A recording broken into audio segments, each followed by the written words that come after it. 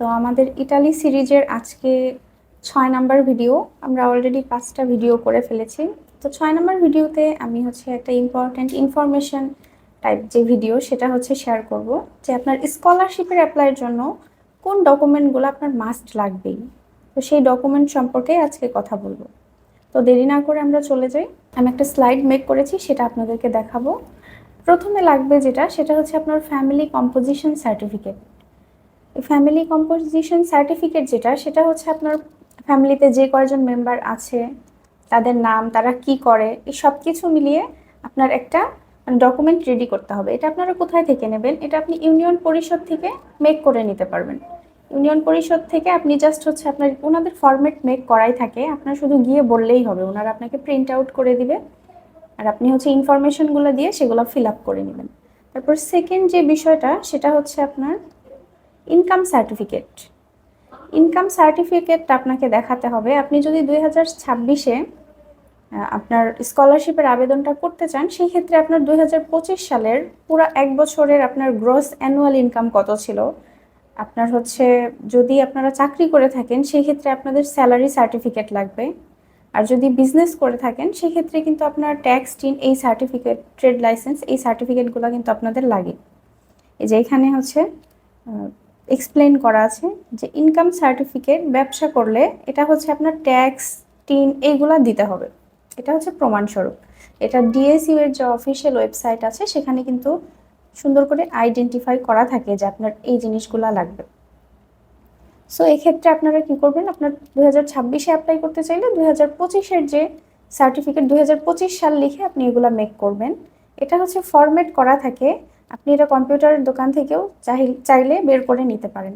করে এটা আপনাকে কি করতে হবে? লয়ার দিয়ে নোটারি করাতে হবে।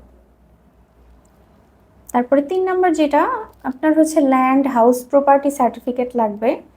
যাদের ল্যান্ড হাউস বা প্রপার্টি আছে তাদের এই সার্টিফিকেটটা দিতে হবে, কিন্তু কারো যদি সেটা না থাকে সেক্ষেত্রে প্রয়োজন নেই। 4 নাম্বারে যদি কারো কোনো, এই যে দেখেন একটু আগে যে কথাটা আমি বললাম যে কারো যদি কোনো প্রপার্টি না থাকে সেক্ষেত্রে কিন্তু আপনার ওনারশিপ সার্টিফিকেটের ওরকম তেমন কোনো দরকার নেই, কারণ আপনার তো প্রপার্টি নেই, সেক্ষেত্রে আপনি সার্টিফিকেট কোথা থেকে দেখাবেন। আর 5 নাম্বার মুভেবল অ্যাসেট অথবা ব্যাংক অ্যাসেট। এটাকে আমি আপনাকে একটু ডিটেলসে বলি। মুভেবল অ্যাসেট বলতে আমাদের এরকম অনেক প্রপার্টি, মানে অনেক জিনিসপত্র থাকে, প্রপার্টি না আসলে, যেটা মুভেবল অ্যাসেট, যেটার রিসেল ভ্যালু আছে। যেমন আপনার গোল্ড হতে পারে।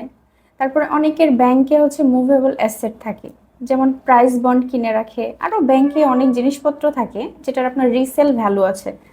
তো সেই টাইপের জিনিস যদি আপনি রাখেন সেটার আপনার একটা সার্টিফিকেট আপনি চাইলে এখানে অ্যাড করতে পারেন। এটা আপনার ডিএসসি স্কলারশিপে এটাও লেখা আছে যে আপনার মুভেবল অ্যাসেট যদি থাকে সেক্ষেত্রে আপনি যদি সেটার সার্টিফিকেট দেন এটা আপনার জন্য ভালো হবে।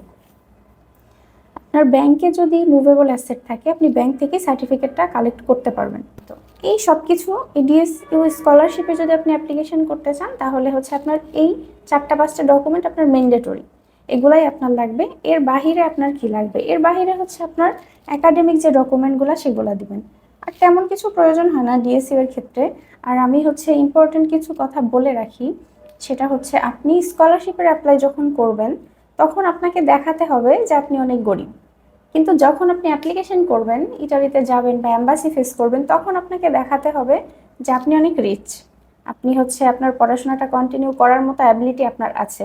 এই কথাটা কিন্তু বারবার আপনি যদি অন্য প্ল্যাটফর্ম দেখেন, সোশ্যাল মিডিয়া বা ইউটিউব, যেখানেই দেখেন অনেক ইনফ্লুয়েন্সাররা আছে, তারা কিন্তু এটা বারবার বলে দেয়। আমিও সেম কথাটাই বলছি যে আপনি যখন অ্যাম্বাসি ফেস করবেন তখন আপনাকে হতে হবে রিচ, আর আপনি যখন স্কলারশিপের অ্যাপ্লাই করবেন তখন কিন্তু আপনাকে দেখাতে হবে আমি গরিব। সেক্ষেত্রে কি করবেন? আপনারা যে ইনকাম সার্টিফিকেটটা তৈরি করবেন সেখানে আপনার ইয়ারলি ইনকাম কিন্তু একটু কম দেখাতে হবে। 3000 ইউরোর নিচে দেখালে এটা সবচেয়ে বেস্ট হয়।